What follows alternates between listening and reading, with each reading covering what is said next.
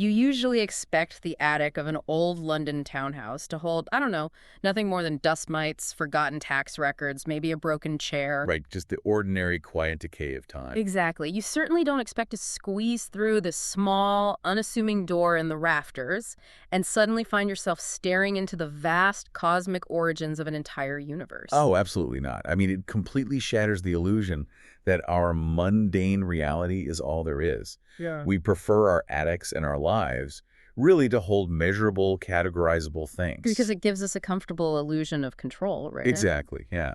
We like to think we have everything mapped out. But stepping into C.S. Lewis's book, The Magician's Nephew, it just rips that illusion right out from under you. It's an absolute demolition of neat, predictable boundaries. It really is. So for this deep dive today, we are taking a stack of source material, including the original text of the book, alongside some incredibly rich thematic and historical analysis, and we are plunging straight into the origins of Narnia. Which is such a fascinating place to start. Right. Because we all know the wardrobe, the White Witch, the Pevensey children, but looking closely at how it all began, it changes everything about how you understand the rest of the story. Well, because origins dictate meaning. If you don't grasp how a thing began, you're fundamentally unequipped to understand its nature, its purpose, or even its ultimate destination. That makes total sense. Yeah, and to really understand the Christian life, for instance, you have to understand Genesis. And Lewis recognized that a mythic retelling of creation could act as a profound mirror for our own spiritual reality. And we really want to explore this on a layman's level today, looking at it from a conservative, evangelical perspective.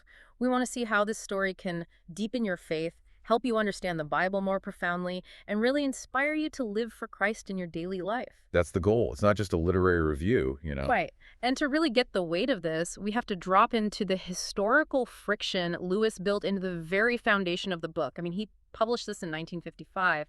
But he intentionally anchored the story at the turn of the century, right? Like late Victorian or Edwardian London. Yes, exactly. You have Sherlock Holmes supposedly living down in Baker Street, children wearing those incredibly stiff, uncomfortable Eton collars. Oof, those sound awful. Totally.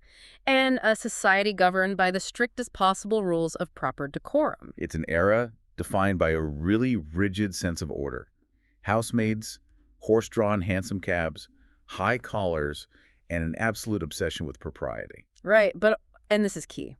Lewis is writing this from the vantage point of the 1950s, standing in the shadow of the Second World War. Right, he's writing during the dawn of the Cold War and the atomic age. So his authorial mindset is soaked in the very real, very modern threat of total global annihilation. Which is wild when you think about it. He's blending the gaslit occult fascinations of the 19th century, the era of seances and secret societies, with the apocalyptic anxieties of the mid-20th century. And by colliding those two worlds, he's asking a really fundamental question. What happens when human beings decide they have outgrown God's moral law? Right. And that question takes us straight into that dark, dusty row of interconnected attics. This is where sin actually enters the narrative. Okay, let's unpack this. We meet two children, Diggory Kirke and Polly Plummer. It's a wet, miserable summer, so they're exploring the rafters between the terrace houses. As kids do. Right, as kids do. And they miscalculate the distance and drop right into the forbidden study of Diggory's Uncle Andrew. And Uncle Andrew is, he's a character study in pathetic malice.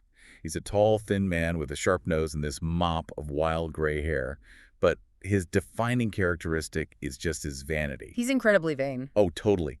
He considers himself a magician. He's been experimenting with these mysterious yellow and green rings forged from magical dust originating in the lost city of Atlantis, of all places. And his scientific method is just terrible. He basically straps these rings to guinea pigs and sends them into unknown dimensions. Yeah, the text casually mentions that some of the guinea pigs just exploded like little bombs. Which is horrifying. And Uncle Andrew just brushes it off as the cost of doing business. He's completely ruthless, but in this incredibly cowardly way. Exactly.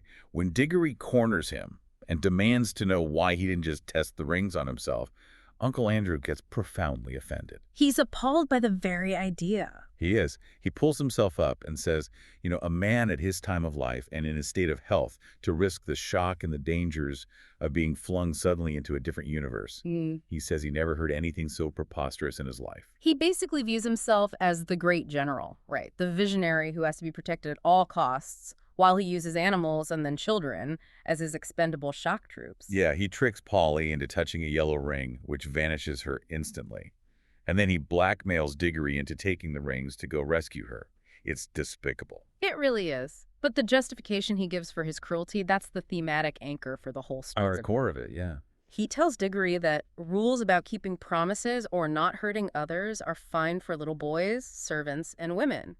But for him, he claims that men who possess hidden wisdom are freed from common rules. He literally says, "Ours, my boy, is a high and lonely destiny." A high and lonely destiny. Right, that phrase, it is the language of pure autonomy.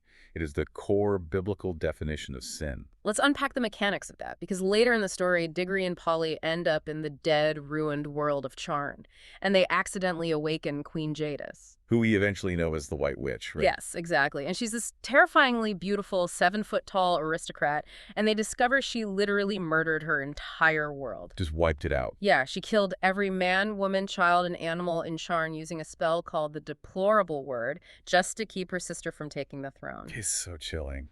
And when Diggory is horrified by the slaughter, Jadis gives him almost the exact same speech as Uncle Andrew. It's a really fascinating thematic parallel. Jadis tells Diggory, "I was the queen. They were all my people. What else were they there for but to do my will?" Wow. Yeah, she tells him that what is wrong for common people is not wrong for a great queen. She actually says, "The weight of the world is on our shoulders. We must be freed from all rules. Ours is a high and lonely destiny." It's the exact same script, word for word. Because it is the exact same rebellion. In the Christian framework, sin isn't just, a failure to follow an arbitrary list of rules. Right, it's deeper than that. Much deeper. It is the arrogant claim of autonomy. It is elevating the self to the position of the creator. Both Uncle Andrew and Queen Jadis believe their superior knowledge, or royal blood, exempts them from the basic demands of love, justice, and humility. They view other living beings merely as instruments for their own ambition. It honestly sounds exactly like the darker side of Silicon Valley today. Oh, that's an interesting comparison. How so? Well, you look at the whole move fast and break things philosophy. You have a founder who builds an algorithm designed to, say, manipulate human psychology, disrupt entire industries, harvest data, and they completely insulate themselves from the societal fallout. Right, they just sit back in the boardroom. Exactly. And if you point out the rising depression rates or the political polarization or just the sheer human cost of their platform, their underlying attitude is basically, you just don't understand the genius of my vision. The normal rules of society don't apply to this kind of innovation. The mechanism is totally identical. Yeah. Uncle Andrew creates a portal, sends beta testers through it without their consent, ignores the collateral damage and the exploding guinea pigs, and justifies it by claiming his intellect places him above the ethics of the common user. He is completely walled off from the human cost. And Jadis takes it to the ultimate extreme. She presses the ultimate delete button on her universe rather than lose control over it. It is the idolatry of human progress and intellect, divorced entirely from moral responsibility. But there's a fascinating tension in how Lewis portrays these two characters. I mean, they commit the exact same sin of pride. They use the same words. But Uncle Andrew is a laughingstock. Oh, he's completely pathetic. Right. He's hiding behind a stiff collar, relying on his sister's money, and downing brandy to calm his shattered nerves. When he gets to Narnia, the talking animals think he's a weird sort of tree and literally try to plant him. Which is hilarious. It is. But Jadis, on the other hand, is a monster. She brings about an apocalypse. So why does Lewis make one a joke and the other a terror if they represent the exact same sin? Because human pride is simultaneously ridiculous and incredibly dangerous. Sin fundamentally reduces a person. It shrinks the soul. Okay, shrink the soul. What do you mean by that? Well, Uncle Andrew is a result of pride mixed with cowardice. He becomes small, petty, and absurd. He is so imprisoned by his own vanity that he is entirely incapable of experiencing the wonder of the multiverse. Oh, yeah. He actually looks at the miraculous, life-giving soil of Narnia where things grow instantly, and his first thought is to calculate how he can bury scrap iron to grow railway engines and get rich. Right. His soul is so withered that he can only perceive creation as a commodity. Now, Jadis is the other side of that coin. She is what happens when pride is paired with absolute power. The deplorable word. Exactly. The deplorable word is Lewis's commentary on the nuclear bomb. It is the logical, terrifying conclusion of autonomy. If I cannot rule reality, I will unmake it. Pride is both the pathetic man cowering in his study and the tyrant willing to burn the world to ash. Which really forces you and me to look in the mirror, doesn't it? Like, for anyone listening, it challenges us to ask, where in our own lives are we claiming a high and lonely destiny? That's the uncomfortable part. It is. Where are we making excuses for why God's rules apply to everyone else, but not to our specific, highly nuanced situation? We rationalize all the time. We say, I know God calls us to forgiveness, but this person really hurt me, so I'm justified in my bitterness. Or, I know the standard for integrity, but my business will fail if I don't cut this corner. And every time we do that, we are speaking the language of Charn. We are stepping onto a path that inevitably leads either to the absurdity of Uncle Andrew or the cold, dead isolation of Jadis. And Lewis paints that isolation so vividly in Charn. He really does. When the children look out over that city, it's a dead world under a bloated, dying red sun. The river is just a ditch of gray dust, absolute silent death. But, and this is brilliant, that stark imagery of death only exists to set up the most breathtaking contrast in the entire novel. The explosion of life. Yes, from that dying world, through a chaotic series of events, the children, Jada's, Uncle Andrew, and a London cabbie and his horse all tumble into a brand new universe, a universe that is, at that moment, nothing but a dark, empty void. No stars, no light, no ground, just absolute nothingness. And then a voice begins to sing. This is, without a doubt, the theological heartbeat of the Narnian universe. The text describes a voice coming from all directions at once, a deep, powerful, pure song. And as it sings, the black sky suddenly ignites with a blaze of stars. And the stars actually join in the singing. Right. It's this pure, cold, difficult music. Then the voice shifts to a softer, more lilting melody. The sky turns gray, then white, then a sun rises, and they finally see the singer, a lion. Huge, shaggy, and bright, facing the rising sun with its mouth wide open in song. The Creation of Narnia by Aslan is a brilliant sensory depiction of creation, ex nihilo creation out of nothing. Which is a huge theological concept. It is, and to understand how radical this is, you really have to look at the ancient Near Eastern myths that surrounded the writing of Genesis. Okay, like what? Like the Babylonian creation epic, the Enuma Elish. In that myth, creation is the result of a bloody cosmic war. The god Marduk slaughters the sea monster Tiamat, tears her corpse in half, and uses her body parts to build the sky and the earth. Wow, so creation born out of chaos, violence, and cosmic conflict. Which honestly sounds exactly like the kind of magic Jadis would use. Exactly. The pagan view of the universe is that it is inherently violent and chaotic. But Genesis 1 completely subverts that. God doesn't battle another deity. He doesn't use the scraps of a destroyed world. He creates effortlessly by spoken command. Right. The Hebrew word is bara, a verb used exclusively for God's unique act of creating something completely new out of nothing. God says, let there be light, and there is light. And Lewis translates the spoken command into music. Aslan's very voice brings matter and life into existence. And this ties directly into the Gospel of John, right? In the beginning was the Word, and the Word was with God, and the Word was God, and through him all things were made. Belotos, yeah. The Greek concept of the divine word, the ultimate reason and self-expression of God. Aslan represents Christ, the Logos. But notice the nature of this creation. It isn't a sterile mechanical process. It is deeply joyful. And that is such a paradigm shift. I had this real aha moment reading the source analysis. Because when we read Genesis 1 and God said, let there be light, we tend to read it like a corporate boardroom directive. Oh, absolutely. Like a disembodied voice echoing in a void saying, item 1 on the agenda, light, let's execute on that. But Lewis imagines it as a song. It means the universe is a work of art before it is anything else. It is inherently aesthetic. That's a beautiful way to put it. As Aslan sings this rippling music, the empty valley literally boils with life. The grass spreads out from the lion like a green pool, running up the hills like a wave. Trees grow from little spiky things into massive oaks in seconds. It's so visceral. Yeah, the earth swells with humps, and animals, moles, dogs, stags, elephants just tear themselves out of the soil. And then Aslan calls a chosen pair of every animal, breathes on them, and gives them the gift of speech. He says, Narnia, awake, love, think, speak. Such a powerful moment. And almost immediately, one of the birds, a jackdaw, makes this loud, perky comment at the wrong time and gets terribly embarrassed. And Aslan actually tells them to laugh. He says, laugh and fear not, creatures, for jokes as well as justice come in with speech. He establishes a community built simultaneously on joy and moral accountability. I mean, God invented comedy. He really did.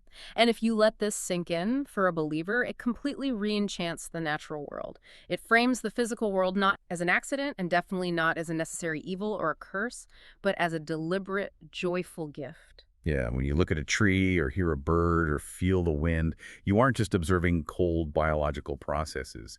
You are witnessing the lingering physical echoes of a divine melody. We are called to steward that gift with immense gratitude. It transforms how you walk through your neighborhood or just look at your own backyard. It really does. It gives everything so much more weight and beauty. But the joy of this pristine world is almost immediately fractured, which is the tragic reality here. Before Narnia is even 5 hours old, an evil has already entered it. Yeah, the fall comes quickly.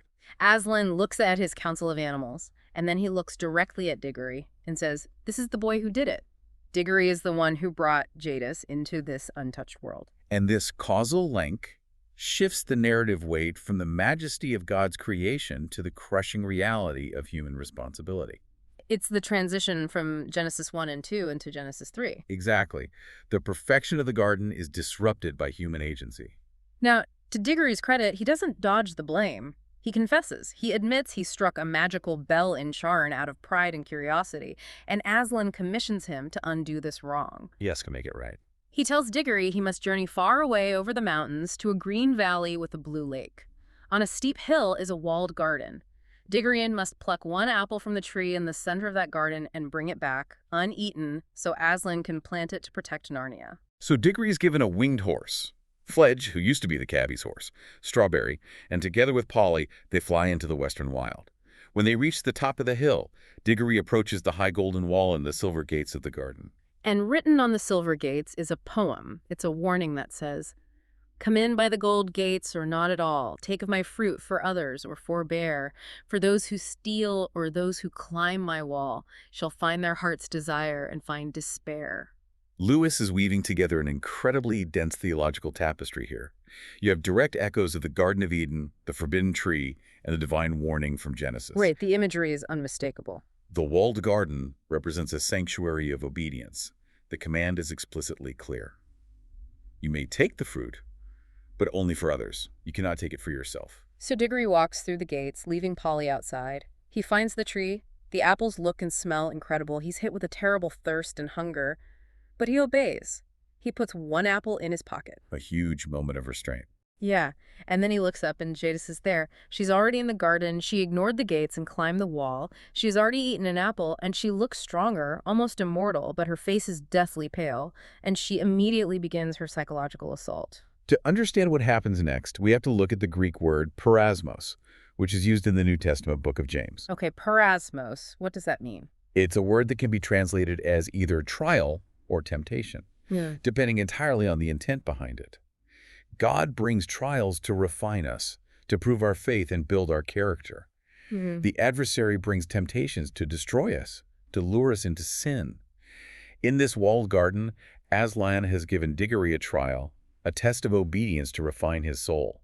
But Jadis uses that exact same environment, that exact same tree, to present a temptation meant to destroy him. She starts by tempting his ego, right? Like, eat the apple, live forever, rule as a king. Yep, the classic appeal to pride. But Diggory brushes that off. But then she goes for the jugular. And here's where the story confronts the most agonizing pastoral dilemma we face as Christians. We have to remember that back in London, Diggory's mother is dying. Yes, that context is everything. It is the defining agony of his life, and Jadis knows this. She tells him one bite of that apple would heal her. You can be at your mother's bedside. Soon she will be quite well again. All will be well again. Your home will be happy again. It is a devastating emotional and spiritual attack. It really is. As a reader, part of you is screaming at the page, "Take the apple!" Because it feels incredibly cruel for Aslan to forbid Diggory from taking the one thing that could save his mother. Right. It challenges our sense of justice. Exactly. How on earth does a Christian reconcile a good, loving God with a command that seems to demand completely unnecessary suffering? Well, Jadis is doing what the adversary always does. She is taking a beautiful, noble desire, a boy's love for his dying mother, and weaponizing it to encourage direct disobedience to God. She's twisting it. She is taking a good thing and making it an ultimate thing. That is the very essence of idolatry. She even asks him, "What has the lion ever done for you that you should be his slave?" What would your mother think if she knew that you could have taken her pain away and you wouldn't? The profound lesson here is that even our best, most noble human loves must remain submitted to the Creator's wisdom. God sets boundaries not to arbitrarily restrict our joy or inflict pain, but for our ultimate protection. Even when we can't see the protection. Exactly. The witch is arguing the oldest lie in the book. The ends justify the means. If the end is good healing your mother, then the means stealing, breaking your promise to God, must be acceptable. But in God's economy, a good end can never, ever be achieved through corrupt means. It's the ultimate crucible of trust. Do you trust the character of the lion, or do you trust your own desperate, pain-fueled logic? But Jadis makes a fatal miscalculation. Whoa, she totally overplays her hand. She does. She suggests to Diggory that he can take the apple, go back to his mother, and simply leave his friend Polly behind in Narnia, so no one will ever know he stole it. The text notes that the sheer meanness of that suggestion, the idea of betraying his best friend, makes all the witch's other beautiful words sound false and hollow. It breaks the spell. Yes. Diggory suddenly realizes that a creature who suggests abandoning a friend doesn't actually care about his mother's well-being at all. It's a sudden, piercing moment of grace. He sees the witch's path for what it truly is, fundamentally selfish, and the application for us listening today is incredibly convicting. How so? Well, we are masters at rationalizing why obedience to God is unreasonable in our specific painful circumstances. We tell ourselves, God wants me to be happy, so surely he wouldn't mind if I cut this ethical corner, or walked away from my marriage vows, or compromised my integrity just this once to relieve this immense pressure. Wow. We literally weaponize our pain to justify our sin. We use our suffering as a permission slip to disobey. We do. And Lewis is challenging us to lay down those clever, pain-fueled arguments. We have to trust that God's boundaries are set for our ultimate good, even when those boundaries break our hearts in the moment. Diggory chooses the excruciating path of faithfulness over the easy path of compromise. I mean, think about the sheer willpower it took for a little boy to walk away from his mother's cure. He pockets the apple for Aslan, climbs onto Fledge's back with Polly, and flies away, leaving the witch screaming insults behind them. It's heartbreaking. He flies back to Narnia, empty-handed. He has nothing to bring his mother. But what happens when we offer God our broken, empty-handed obedience? Well, Diggory returns to the gathering in Narnia. He walks straight up to Aslan and hands him the apple, and Aslan says, "Well done, son of Adam." He instructs Diggory to throw the apple into the soft mud by the river. And within moments, it grows into a magnificent, towering tree of protection. But the personal agony is still hanging in the air, right? Yeah. Diggory looks at Aslan and asks, desperately, if there is anything that can be done for his mother. He expects a stern rebuke or a cold theological refusal. But instead, he looks up into the lion's face and sees large, bright tears shining in the lion's eyes. Such a tender image. The text says they were such big, bright tears compared with Diggory's own that for a moment he felt as if the lion must really be sorrier about his mother than he was himself. Aslan says, my son, I know. Grief is great. Only you and I in this land know that yet. Let us be good to one another. This is a breathtaking illustration of Christian empathy and the doctrine of the Incarnation. God is not a stoic, distant deity who looks at our pain and says, stiff upper lip, it's all part of the grand plan. Exactly. It instantly brings to mind Jesus at the tomb of Lazarus in the Gospel of John. Jesus knows he's about to raise Lazarus from the dead. He knows the victory is completely secure. But when he sees Mary weeping, he doesn't hand her a theological treatise on the resurrection. Jesus wept. He enters fully into the pain of his creation. The suffering of the creature deeply moves the heart of the Creator. Child, I am in your world too. But Aslan doesn't just weep. He explains the cosmic reality behind the command in the garden. He tells Diggory that if he had stolen the apple, it would have healed his mother. And that detail always stops me in my tracks. Right. The stolen apple would have actually worked? Yes. Aslan says the fruit always works according to its nature. But he adds, the day would have come when both you and she would have looked back and said it would have been better to die in that illness. It's a chilling thought. So if we connect this to the bigger picture, Aslan unpacks this profound truth. All get what they want, they do not always like it. This is a direct reflection of Psalm 106.15, where the Israelites demand meat in the wilderness, and God gave them their request, but sent leanness into their soul. Or Romans 1, right, where God gives people over to the destructive consequences of their own sinful desires. Exactly. Jadis stole the apple. She gained endless days and immortal strength. But because she took it with an evil heart in rebellion against the Creator, that endless life is now an endless misery. The very smell of the tree of protection, which brings joy and life to the Narnians, brings absolute horror and despair to her. She got what she wanted, but it became her own personal hell. And if Diggory had stolen the apple for his mother, it would have healed her physical body, but it would have brought spiritual ruin, relational despair, and a shadow of death into their home. A good thing obtained through rebellion always becomes a curse. The nature of a stolen thing rots the soul. But because Diggory obeyed, because he submitted to the trial and brought the apple back to Aslan, the story doesn't end in grief. Aslan tells Diggory to go and pluck a new apple from the newly grown tree of protection. He says, "What I give you now will bring joy. It will not in your world give endless life, but it will heal. Go, pluck her an apple from the tree." This is the ultimate picture of grace. God does not always grant the easy path of instant healing or immediate relief. No, he doesn't. His no, or his wait, is often a much deeper, more profound form of mercy, protecting us from taking things in the wrong way and destroying ourselves. But when we kneel before Christ in worship, recognizing his majesty and authority rather than just negotiating for the outcomes we want, we find a lion who weeps with us. And in his perfect timing, he provides exactly what we need, freely given as a gift. So Diggory takes that freely given apple back to London. He gives it to his mother. She falls into a deep, natural sleep, and she wakes up miraculously, completely healed. Joy is restored to his home, not through the desperate theft of a frightened boy, but through the gracious gift of the Creator. It challenges us to view our own unmet desires, our own present sufferings, through this exact lens. Are we willing to trust the tears of the lion? That's the real question. Are we willing to believe that God's ways are higher and his goodness is entirely intact, even when we are asked to walk away from the golden gates empty-handed? The journey Lewis takes us on is staggering. I mean, we move from the petty, calculating pride of a man hiding in a dusty London study to the terrifying, apocalyptic pride of a queen who murders her own world. It's a huge spectrum. And then we stand in the absolute dark and hear the awe-inspiring, joyful song of a lion calling a universe into being out of nothing, teaching us that creation is a deliberate, beautiful gift. A song of life. Yes. We stand before the silver gates of a walled garden and watch a young boy wrestle with the most agonizing temptation imaginable, choosing the excruciating path of obedience over the easy path of compromise. And we finally arrive at the breathtaking grace of a lion's tears, learning that true healing only ever comes as a gift from the hands of a sovereign, weeping God.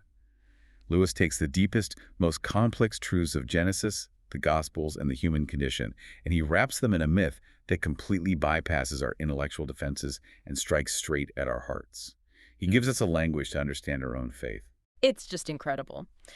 Well, before we wrap up, there is one final lingering image from the source text that you need to carry with you today. Oh, this part is so good. After Diggory's mother eats the apple and is healed, Diggory takes the apple core and plants it in the dirt of his backyard in London. And it grows into a beautiful tree. It doesn't bear magic apples in our world, but it remembers its Narnian origins. Right. It sways when there is no wind in London, Yeah. responding to the gales blowing in Narnia. Exactly. Years later, when Diggory is a middle-aged professor, a great storm blows that tree down. Diggory can't bear to just chop it up for firewood, so he takes the timber from that tree and he builds a wardrobe. The very wardrobe that will, decades later, serve as a gateway for 4 children to enter Narnia in its darkest hour, defeat the White Witch, and witness the ultimate substitutionary sacrifice of the lion on the stone table. It all connects. Every act of costly obedience, no matter how small, how hidden, or how painful it feels in the moment, whether it's walking away from a temptation in a garden or just choosing basic integrity on a random Tuesday afternoon, every single act of obedience plants a seed. You may never know what kind of gateway to grace God will build out of the timber of your faithfulness. Keep walking faithfully, keep trusting the tears of the lion, and look at your own world with a little more wonder and a lot more faith.